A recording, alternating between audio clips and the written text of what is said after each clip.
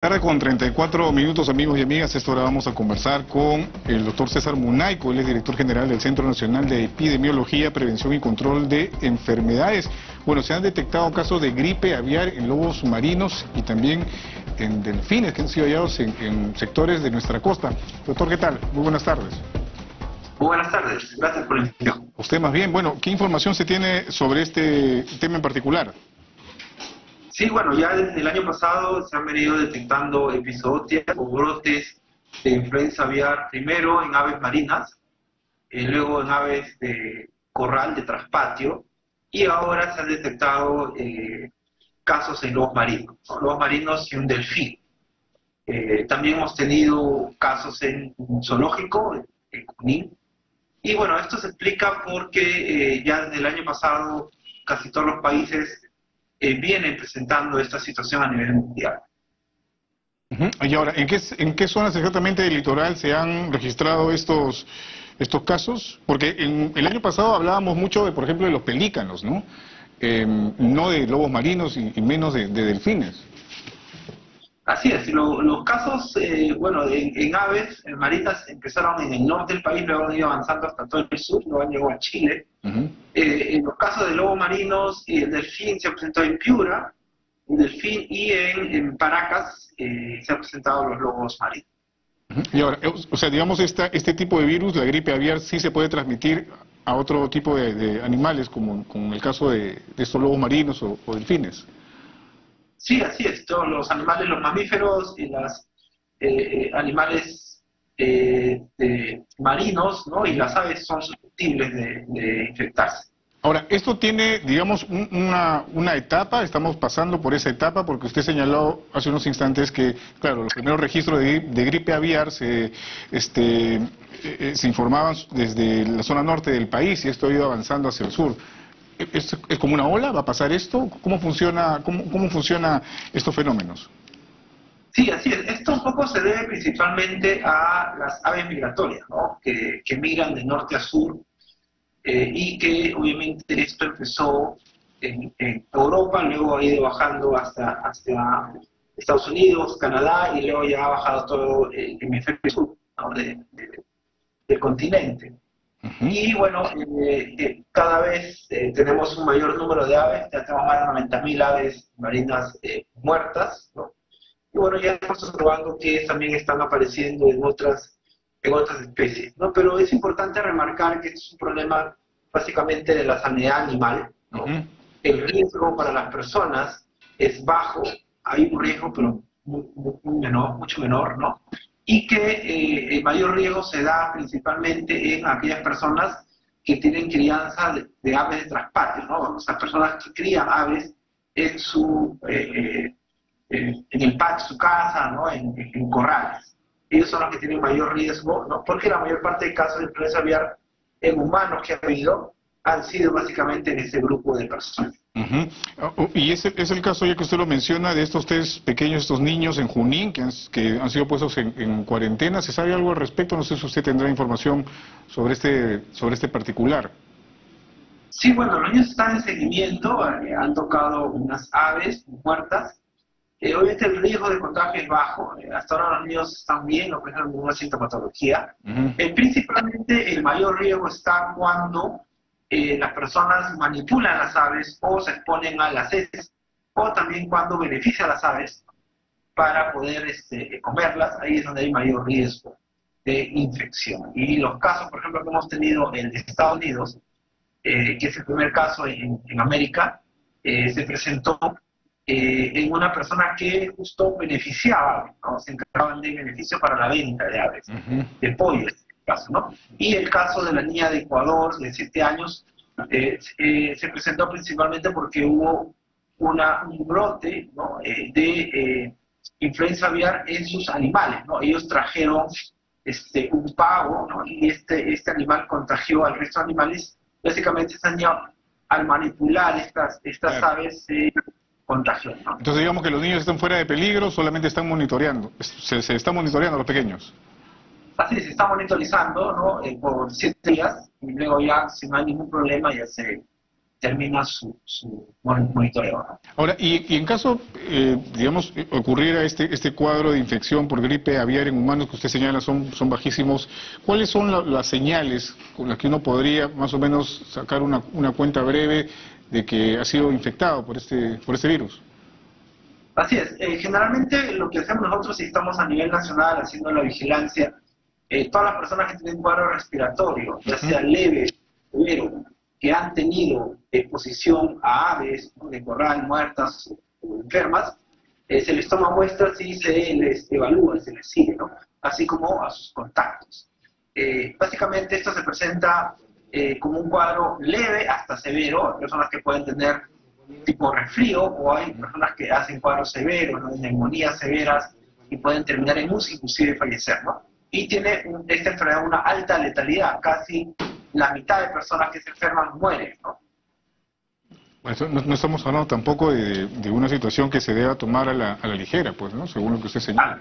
O sea, si bien es cierto, los casos de contagio son bajos, la letalidad sí es algo que debería llamarnos la atención.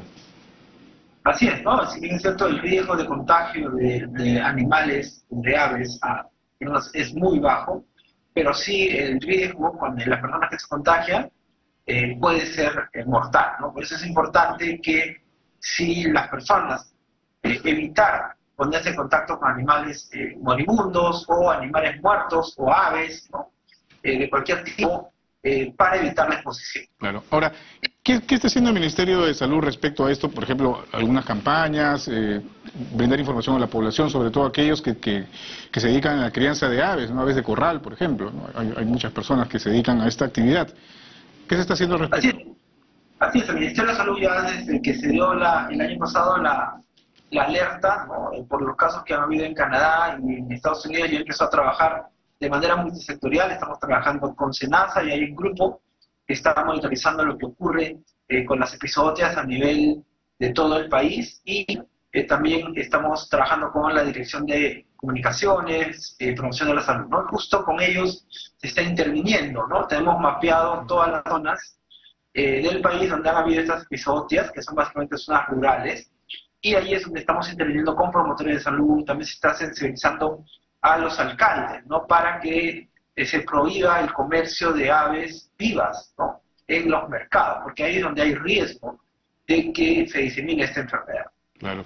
Doctor, yendo a otro tema que tiene relativa relación con el tema de la gripe aviar, que finalmente un virus que se transmite y que tiene cuadros respiratorios, hablemos del coronavirus, ¿no? Hace 2 años, hoy, llegaban los primeros lotes de vacunas a nuestro país, ¿no? Luego de una terrible primera y segunda ola que se llevó de encuentro a más de 200.000 peruanos y peruanas, lamentablemente, en el Perú. ¿Qué reflexión respecto a esto, no? Sobre todo, ¿cómo ha evolucionado este virus? Porque todavía seguimos en pandemia. Evidentemente ya ha disminuido el número de fallecidos debido precisamente a procesos de vacunación que se han dado en todo el mundo y en el Perú en particular también. ¿Qué reflexión podría hacer respecto a esto?